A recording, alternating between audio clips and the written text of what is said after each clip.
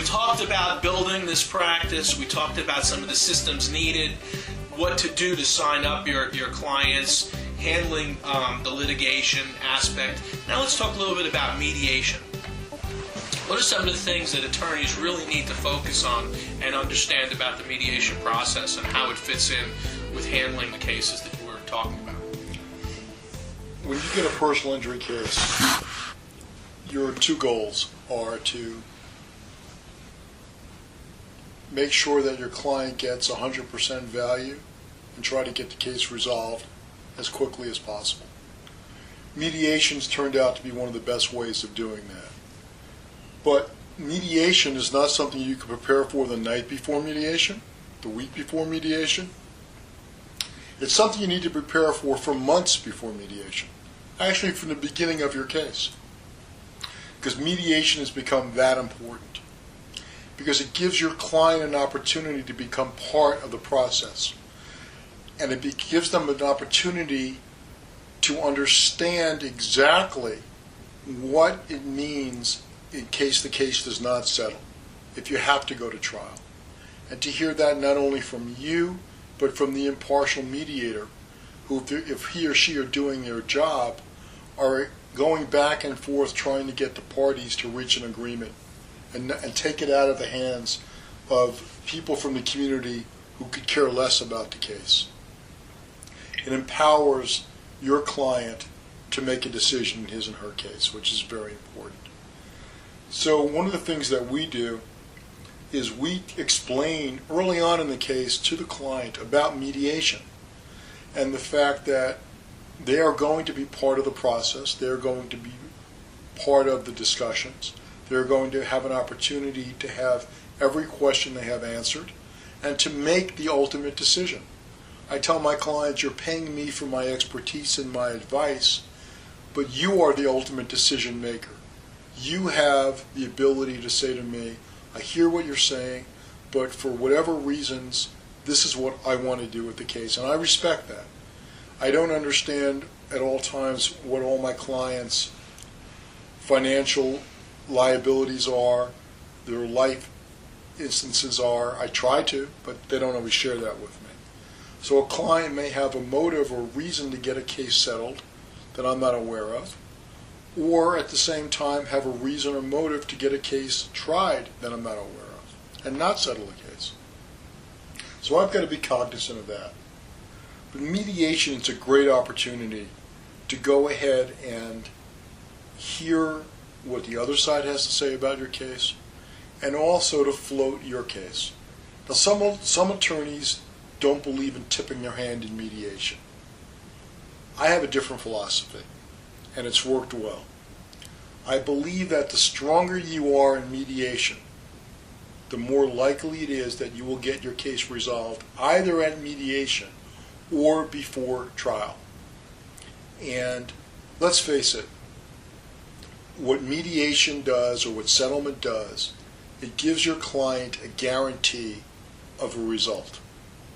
That they know within a certain amount of days or weeks they're going to get X amount of dollars, that a jury's not going to listen to their case and tell them, we don't believe you, or we think your case is worth less, or that the case is going to go up on appeal and take a few years. So a mediation that's done right in the right case will get a case resolved or help get it resolved. What doesn't settle cases is when you have an unrealistic adjuster or an unrealistic plaintiff. That's when cases wind up going to trial, and either there are zero awards or there are huge awards because people are not being realistic. What we try to do is get our client to understand what a reasonable range of a jury verdict would be. And what I mean by that is I explain to the client in advance of mediation the entire process. I explain that a mediator is a person who has no interest in the outcome of the case, who can't order anyone to do anything during the mediation process or thereafter, that the mediation process is a process that is bound by rules of secrecy, that nobody could divulge what happens in mediation outside of the mediation process. And then that's an opportunity for us to share ideas and thoughts. It gives my client an opportunity to hear my presentation and not say a word to the other side. They're not testifying, they're not saying anything. And when we go into private caucus, it's their opportunity to discuss anything they want with myself, the members of my staff who were there, and the mediator when he or she comes back and forth. So mediation is very important. We prepare fully. So in other words, we need to know every medical bill. We need to know what's been paid, what's outstanding. We need to know what the liens are. We need to know what our costs are. We need to know what our future medical expenses reasonably or likely to be incurred by our client are. We need to know what their lost wages are in the past, what their lost wage earning capacity is in the future, if any. We need to know about their life story, what their pain and suffering has been like, what it's going to be like in the future, what surgeries they've had, what surgeries they're going to need in the future. So we need to have all that information ready, and that takes a while to get together, so that's why I said the whole process has to begin early on. In many states, you have an opportunity to agree upon a mediator. And that's important because there are good and bad mediators, just like there are good and bad anything else in life.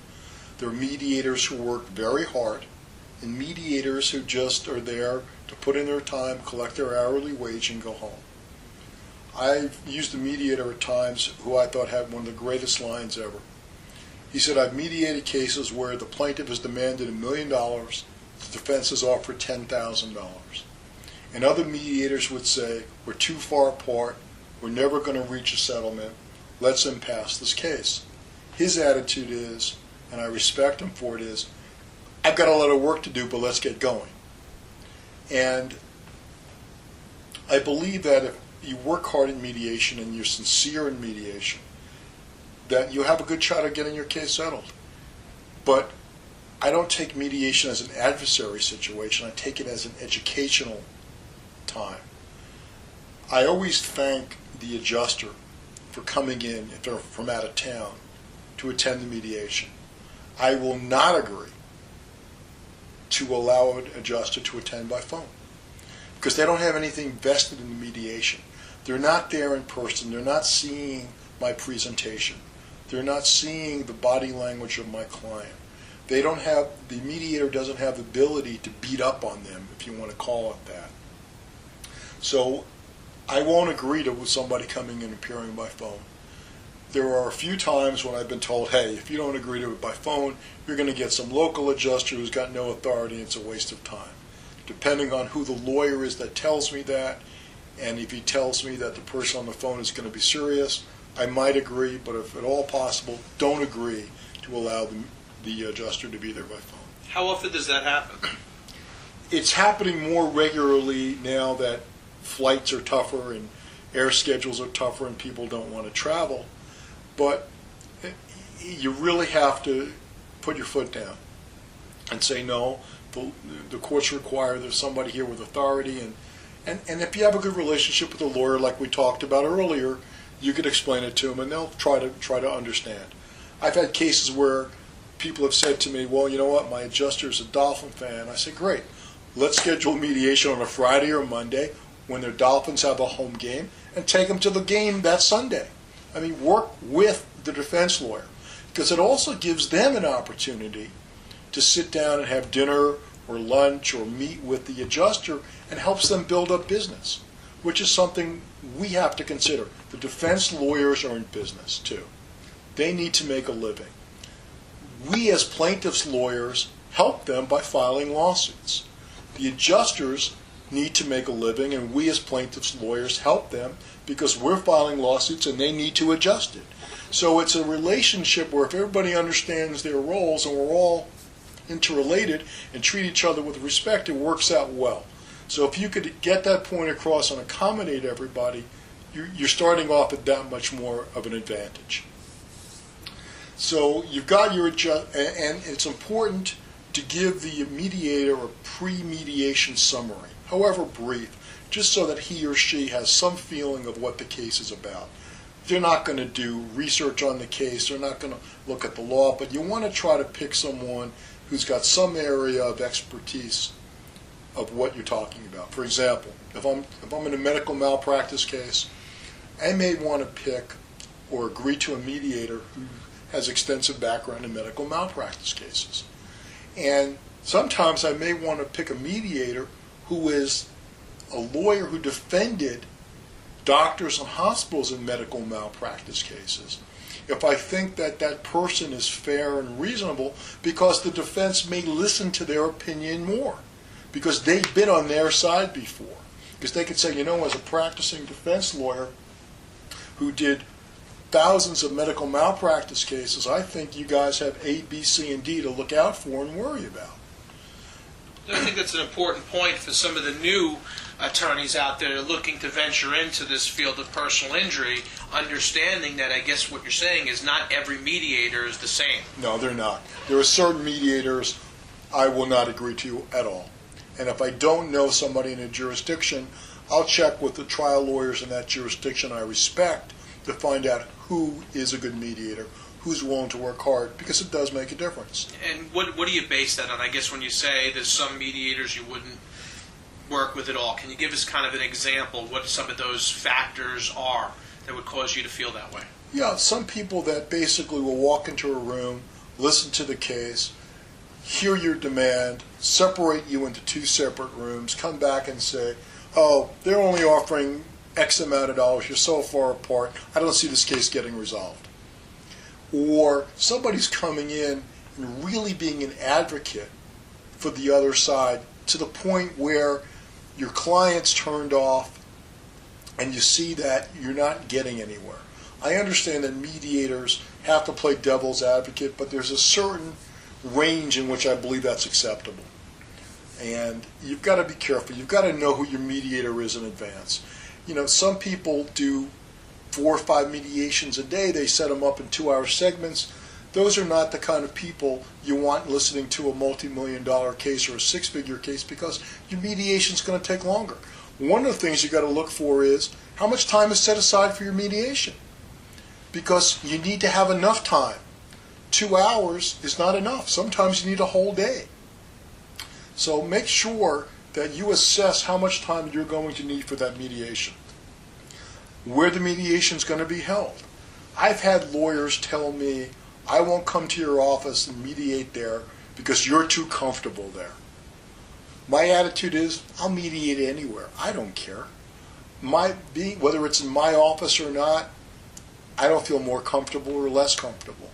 I will admit at times when I have a special needs client who may be in a wheelchair or something of that nature, I will say, can we please do it in my office? We're equipped to handle wheelchairs or my client's special needs, or if my client has young children, I could have my staff look after their children during mediation. I will do that. But at the same time, if I don't mind going to defense lawyers' offices, I don't believe the rooms are bugged, and I just think it's important to just have the time set aside and the atmosphere appropriate. I mean, you know, and if it's at our office, we'll serve coffee, we'll serve bagels, we'll have coffee, donuts, and little sweets, because people seem to be a little bit more relaxed and happier if they're in a comfortable environment. I know a lot of attorneys feel that he who has the home field is in the power, so to speak, and obviously you've been at this for a long enough time where you're confident in your abilities that's not one of your focuses. But I'd like to also focus more on how do you go about finding those mediators that are experts in a particular field that you might be focused on for that, case. If you don't know them, then you need to ask the lawyers in your community or the community you're practicing in or the cases in, who are the mediators to use. And trial lawyers will share that information with you. Do you find that it's best to have a mediator who might be a former attorney, or do you find that it's better to have a mediator who just might have been an expert in a different field? It really depends upon your case. There are certain former circuit court judges that I love to use as mediators. I think that The fact that they could get up there and say in the mediation table, I was a sitting circuit court judge for X amount of years and I tried X amount of cases, on the right case makes a difference. Maybe with your client, maybe with the insurance company. It depends. There are certain retired judges who I wouldn't use as a mediator because they're as lazy now as they were before. If you're doing a construction case, you may want to have a guy who was a contractor or an architect or an engineer as the mediator so they can understand the nuances. It really depends upon the case and the facts of the case as to who you want to use. So would you say that you prepare for mediation at the beginning of the case just as you prepare to go to trial at the beginning of a case? Absolutely. And I give a lot of consideration to the list of proposed mediators I send to the other side. I try to send people that are fair, that are knowledgeable, that will give both sides their due.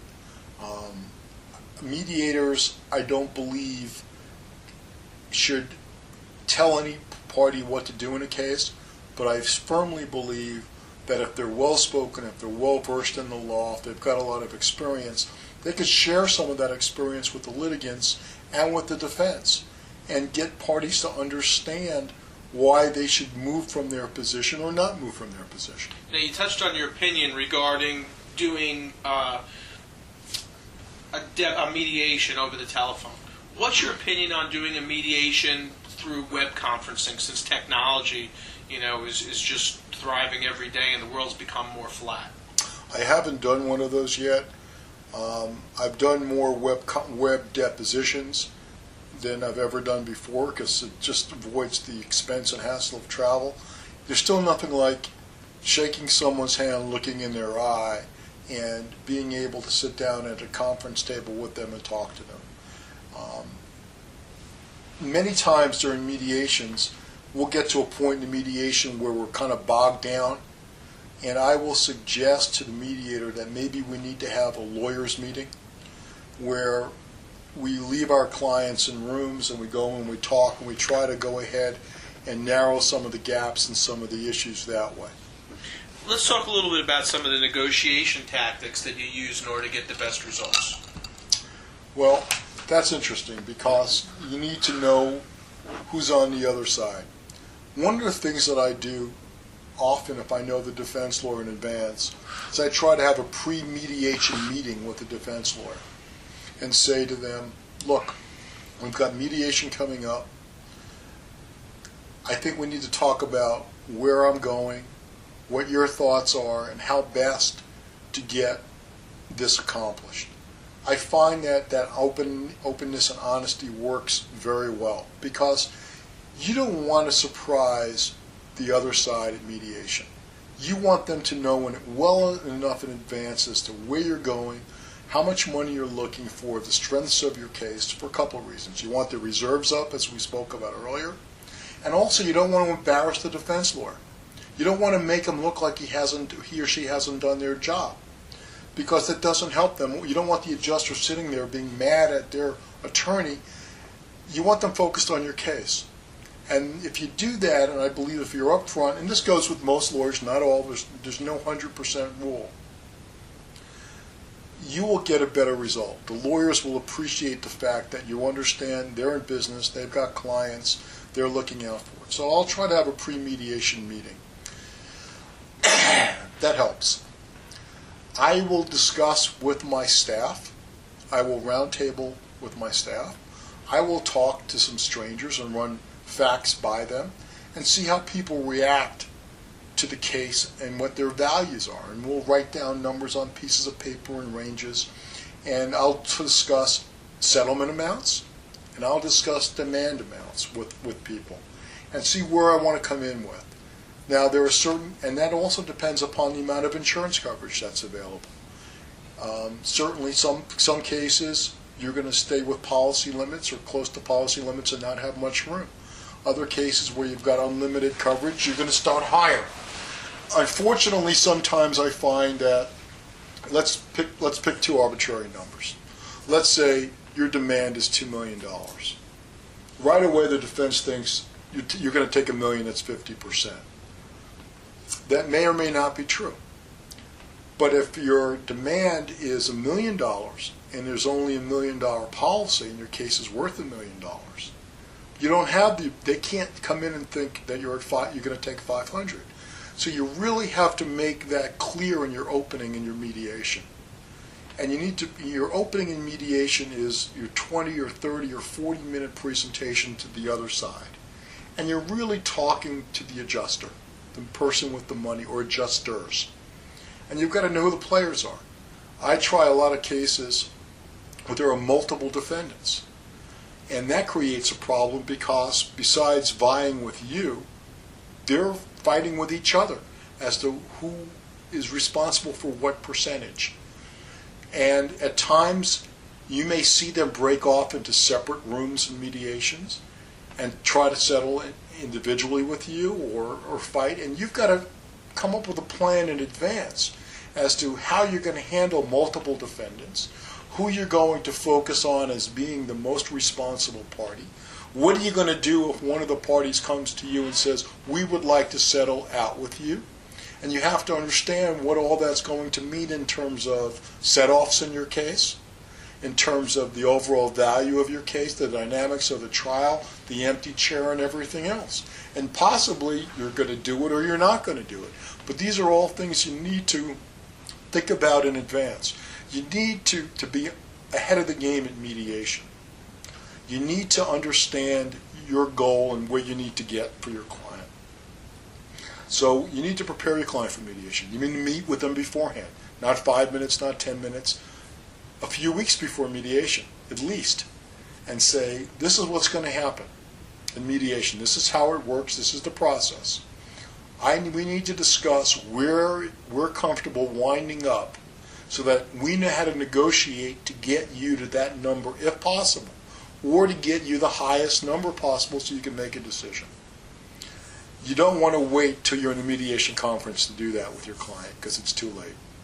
And you certainly don't want to give your client expectations which are outrageous at any time in the case, especially at mediation. Because if they hear you get up there and say this case is worth $2 million, they're going to say to themselves, well, why should I accept less than that if my lawyer thinks it's worth $2 million? But if you've told them in advance, look, we think the case is worth $1 million or $800,000 or $1 million too, but we need to start high because that's how the negotiation process works. They'll understand it better and you'll have better control over your client and they won't be upset with you.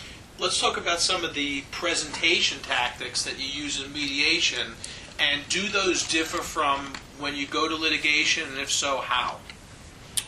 Mediation tactics in mediation are super important. I use a lot of PowerPoint in mediation, and I do that because I want the other side to see that we're ready to go. We'll use clips of videos, we'll use illustrations, we'll use charts, things of that nature. You have to be careful. You can't allow the multimedia presentation to take over. You have to know how to draw the line between the words you're using and what you're projecting on a screen, and it takes practice. I will work with my company who does my PowerPoints for weeks in advance of a mediation. They'll download it to my laptop, I'll practice with it, and depending on how we're doing that moment, I may skip some slides. And depending upon the reaction in the room, I may move forward a little bit slower, a little bit faster. You have to get the feel for your audience just like you do with a jury. You also need to be very sensitive of your client and also the perception of how you treat your client. And I'll give you some examples of that. In certain cases, I've represented some people who have significant injuries, brain injuries. In particular, recently there was a young girl who was severely injured when a beer delivery truck made a left-hand turn in front of her. She had to be cut out of her car, airlifted, trauma-hawked. She had, in the first year afterwards, she had 10 surgical procedures, and she was very fragile. As important it is for a client to sit through a mediation presentation, sometimes emotionally it's devastating for them to see graphically and hear how others perceive them. So as part of that case, we had done some interviews with some doctors and with family members and friends who discussed the differences in this young lady from before the accident to the time of the mediation. I made the decision that it would be detrimental to her health to listen to that. And also, I think it had more impact on the other side when I explained that I was asking her to leave the room for that portion of the mediation. It's the same that I've done in certain trials where you don't want to desensitize anyone to your client. And you have to be careful that your client is real, your client is alive and has a heart, and that you have a heart as a lawyer. So at times you may want to ask your client to step out of the room and understand it, or the parents to step out of the room, or if the spouse has something to say that is difficult, you need to know when to have your client step out. How much information do you go over in the presentation during a mediation as compared to at the trial? Are you giving limited information to get you your result? Absolutely. Or you're not obviously giving it all on the table then? No, absolutely. Mediation is basically bullet points and the highlights of your case and the high and the low points of the defense case. If you've got, in this young lady's case, for example, with the truck, I videotaped the truck driver. And he made one comment on video where we're talking about a 2-lane residential road that goes straight as an arrow for a mile. There isn't a hill on it. There isn't a tree on it. There isn't an obstruction division. It's 12 o'clock in the afternoon. And he just makes a left-hand turn right into this girl's lane and goes over half of her car. And I said to him, when was the first time you saw my client's car before the crash? And he said, I never saw her car till I hit it. Well, that to me was the most telltale testimony in the entire case. It just showed this guy wasn't paying attention and he wasn't prepared well. And that clip I played at mediation. That clip helped get the case covered. I also, in that case, and I will tell people to do this in other cases, get the 911 tapes. Most jurisdictions only keep 911 tapes for a certain limited amount of time unless you request it. And what I do in those cases, I get the 911. I send them the 911 center a letter with a blank tape, and I ask for all the calls with regard to that incident or accident, and I get them. And in this one, we had 22 calls in 10 minutes, people crying and screaming and talking about this young girl bleeding out and going into shock and where's the fire trucks.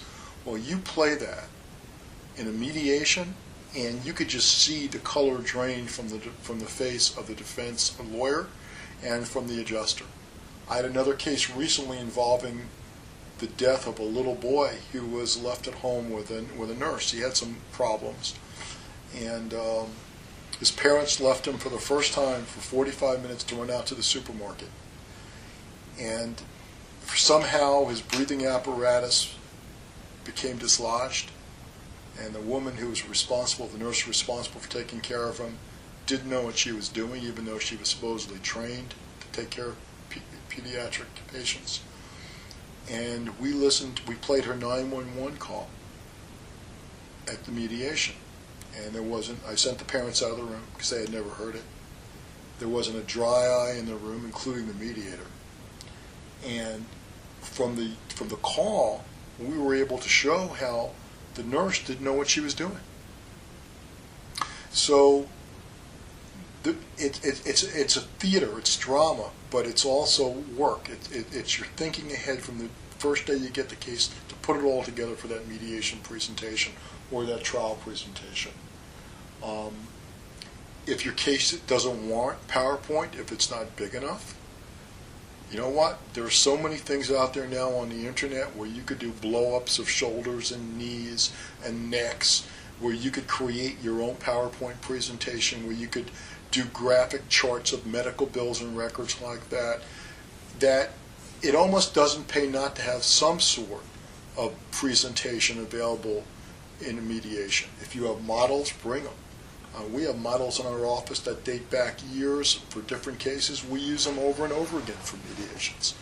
And it's all important to do that. One of the other things that we do in some of the larger cases is we actually go out and interview the treating physicians. And even though they've been deposed in the case, when you put them on camera and you interview them and you ask them certain questions about what the prognosis is for this client or this patient and what they did, they're going to be quite candid with you, and they're going to come across as, easily believable. And understand that an adjuster only knows about a case from what's been reported to him by the defense lawyer in these reports that they write periodically. He's never met your client. He hasn't met the witnesses. He probably hasn't even reviewed any videos that are taken. So you want to smack that person as hard as you can with as much great stuff as you can, so that even if they don't have the authority then, they're going to go home and get it.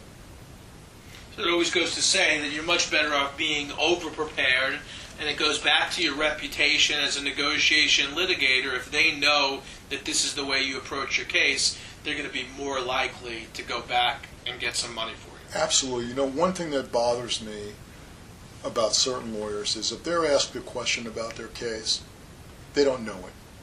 And that's a huge mistake.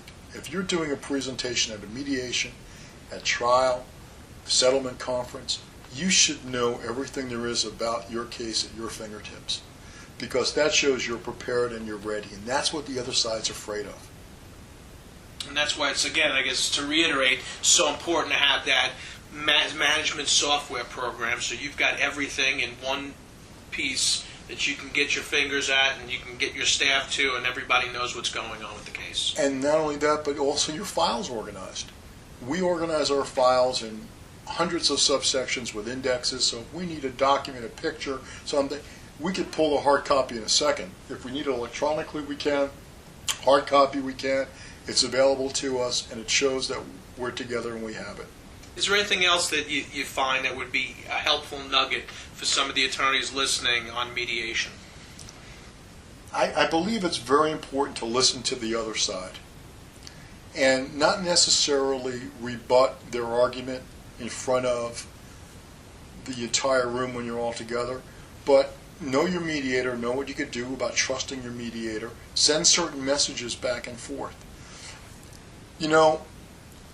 Negotiation's all about messages, and it's all about the perception that you convey to the other side as to what you're willing to do or not willing to do. You've got to be very careful in the messages that you send. You don't want to get into a point where you're sending a message that you're willing to accept one sum of money when you're not, because then the lines are going to be drawn. So you got to be very careful. We use tactics such as bracketing, for example. Let's say we're very far apart, and my clients told me that they're willing to accept a certain sum of money. We could spend their hours in mediation going up $5,000, $10,000, $20,000 increments up and down, or I could say to the mediator after a while, why don't we bracket this? Let's say they come to $500,000, I'll come to $1 million. The midpoint is not $750,000. It doesn't mean that they have to offer anything more than $500,000, but if they go to $500,000, I'll go to $1 million. So at least I know where their heads are at. So bracketing is a good way to do it at a certain point in mediation. There's always little tricks that you could use and implement in mediation. Negotiation tactics. There's a whole course I'm sure you could teach in negotiation tactics. I've taken some of them. And it's really important to know how to negotiate. Mediators are not negotiators. You have to know how to negotiate for yourself and for your client. So let's talk about some of the other settlement tools that are available to you in running a personal injury practice. Well, as we said before, you've got the demand package, which you could send out at any time, whether you're pre-suit or in litigation. You've got the ability to sit down and talk to the defense lawyers. You've got the mediation procedures. But other than that, you've got the looming probability of a trial date. And you're not going to get a case settled unless you're on a trial docket. Because why should an insurance company pay you if they don't have to? You need to give, to get an insurance company to pay you, you've got to give them a reason to pay you. And their reason is either that the case is worth a lot more than policy limits, you're trying to be fair or reasonable in your demand, or they got a trial date and they're looking at it and they got to gear up and spend money and they've got to expose their company to certain financial obligations. Can you go into a little bit about special needs trusts and guardianships? See, unfortunately, even if you get a case settled, or you're trying to get it settled, the case isn't over yet. There are so many pitfalls in the law that as a plaintiff lawyer has to be aware of. So many areas you can make a mistake and subject your client to exposure, both in the present and in the future. And let me give you some of those examples. We see more and more these days that defendants want confidentiality agreements and settlements. In other words, nobody could disclose how much was paid in a case, and there's a penalty if you disclose it. The problem with that is there was a recent case involving an old famous basketball player, and there was a settlement in the case, and there was a confidentiality agreement. The IRS does not tax personal injury awards. It's tax-free. However, in this case, the IRS came in, and because there was no differentiation between the amount paid for the confidentiality agreement and the personal injury award, they assigned a certain amount of money to the confidentiality agreement and taxed the plaintiff on that amount of money. So as a plaintiff's lawyer now, when anybody sends me a release with a confidentiality agreement, I say, time out. We need to put in specific language. And Dennis Rodman was the basketball player, as a matter of fact, whose case it was. We need to put in language saying that in consideration of the confidentiality agreement, the plaintiff is accepting the sum of, and we put $10 in. So that, and we advise our client that they may have to declare that $10 of income on their tax return. But we don't want to expose that client to the IRS coming in saying, well, it's $1,000, it's $10,000, it's $100,000, or whatever else, because then we've committed malpractice. So you've got to read the releases very carefully. You've got to negotiate the terms of the releases very carefully to make sure that they're going to pay you within a certain amount of time. In certain cases, you've got what's called the opportunity to structure settlements, to have a structured settlement. And what that basically means is that you're asking the defendant to purchase an annuity contract that'll pay your client certain benefits over time, which grows tax-free. That's got a lot of problems in and of itself because you get into other areas involving tax. And as a personal injury lawyer, we're not tax lawyers, we don't propose to be. However, if I settled a case for $1 million and I wanted to structure $400,000 for my client, and I took that $400,000 from my trust account, wrote out a check for an annuity company, guess what? My client's taxed on that growth of that annuity, whereas if I had said to the insurance carrier, you write out a check for $400,000, we have to do a special release with a special agreement, that money grows tax-free for my client. It's called constructive receipt, and it's a complicated thing. But in certain cases, let's say I represent a minor child who's going to need care, maybe not now because he's living with his parents, but maybe as he becomes an adult or they want to insure his future. So this annuity, even though the money's paid now, may not be paid to that person till they're 18 years old, or may be paid to that person if they're brain injured every month and grow tax-free with certain bigger pops every couple of years. There's all sorts of things you could do with annuities. You could create almost any scenario you want to with increases for inflation, things of that nature. But you have, and you work with annuity companies, which we do. I mean, at times I'll go to mediation with my annuity company with me, or the defense will have an annuity company with them. But you need to be able to explain this to the client, why it's beneficial. The problem with an annuity is, once the money's in an annuity, they can't get it out in case they need it, and they have to understand that. And you'll see ads on television. One particular company, I believe it's J.G. Wentworth, says, we'll buy your annuity. Why should somebody else keep your money? Well, the problem with that is you're going to lose a lot of the value of somebody's buying your contract for payment over time. So you have to be careful and understand when the structure is valid and when it's not. The other things you have to be careful about are when you're settling a case for minors.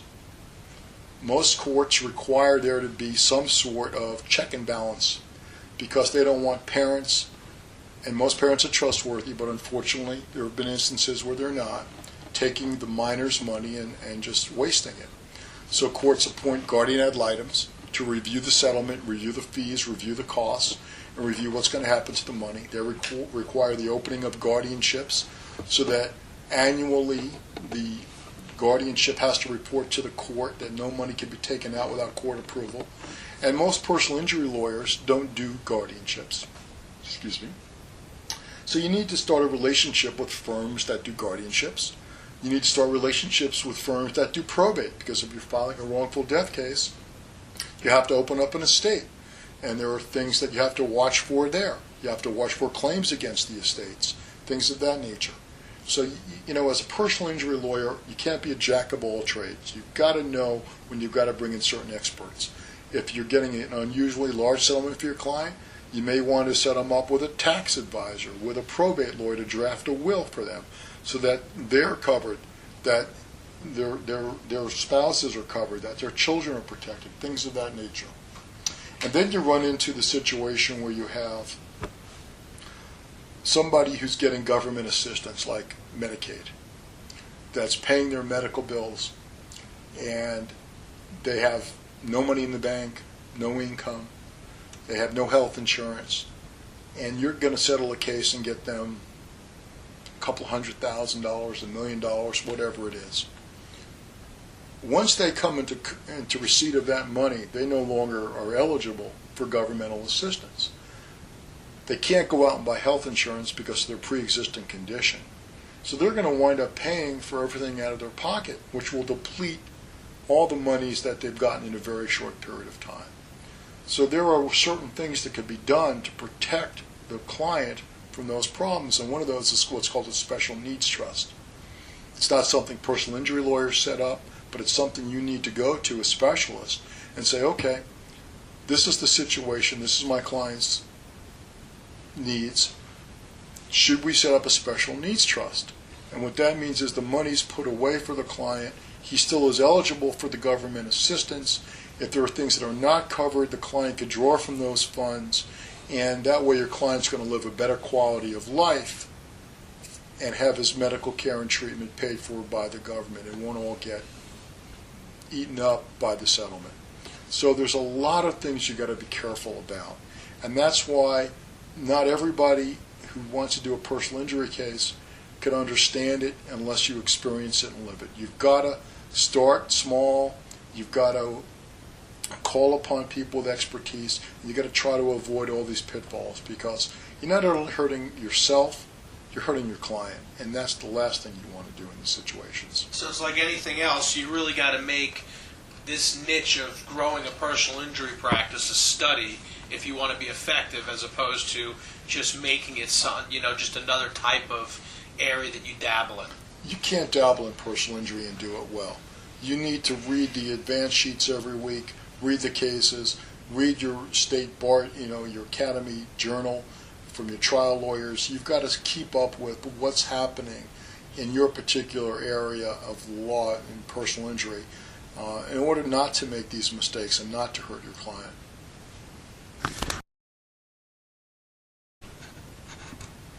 So as we just discussed, you really don't want to dabble in personal injury. So what is some of your advice or some alternatives if you are an attorney and you've got friends out there and someone does have a case and obviously they want to use you because they trust you, but it's just not your area of expertise, what would you recommend as a couple of strategies for an attorney to still stay involved with the case because it might be somebody they know or a former client, yet not jeopardize the case because it's not in their expertise? As a PI lawyer, I think you have to be very careful not to go outside your area of expertise. And if you do get a call, let's say from a lawyer who's a referral source, about a case that you can't handle, you have to be careful, because if you refer them to someone else, you may lose that referral source. So you've got to be careful and know who you're referring that person to. Call them up, say, look, John's a good friend of mine. He sends me a lot of cases. He wants to send me this case. I don't do this. I think you're great at it. I'd like you to do it, but I'm concerned about keeping my relationship with him. I don't want a fee since you're going to have to pay him a referral fee on it, but I would still like to be copied and involved on everything that goes on. And if you pick your friend well, that'll go off okay. And explain it to your referral source. Say, look, I've done right by you in the past. I want to do right by you now and in the future.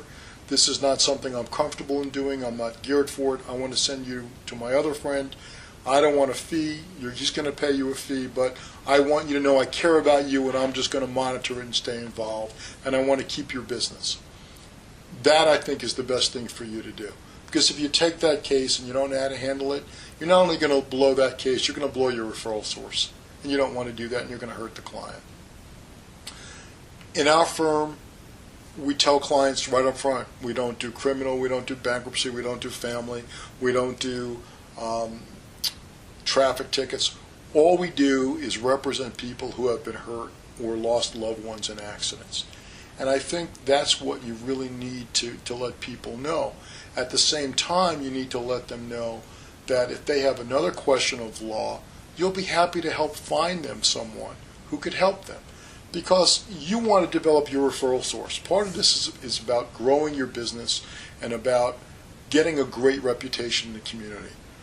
It's nice to be able to pick up a phone and call a bankruptcy lawyer and say, I've got a client, they need your help, can you help them? They'll appreciate it, and at the same time, you send them a letter thanking them for it, and sending them your business card, sending them your firm brochure, reminding them if they have a PI case to send it to you. Real estate closings, anything like that, because you want to develop your network and your base. The other thing you want to do is you want to make sure that you take care of your referral source. And I don't mean by just paying the fees that they're entitled to. I mean by recognizing them, by thanking them, by calling them after you meet with the client, by keeping them apprised of what's going on with your case. Because what's going to happen is the client that went to them originally that they referred to you is going to call them up, and they're either going to complain about you or they're going to say nice things about you. If they say nice things about you, the referral lawyer is going to be happier. If they complain about you, it's probably the last case you're going to get from them. So you want to maintain that openness. You want to maintain that line of communication. And that's pretty much what I think the entire practice is all about, is communication. It's communication, it's knowledge, but knowledge is power, and power comes from communication. And if you talk to people and you talk to clients and you talk to your referral lawyers, you'll be a better lawyer, you'll grow your practice, your clients will feel better about you, the professionals you deal with will feel better about you. I think that's great advice, whether you're new in business in the personal injury field or you've been practicing for 20 or 30 years like yourself. The CLE code for this disc is PIE 3209. This program continues on the next disc.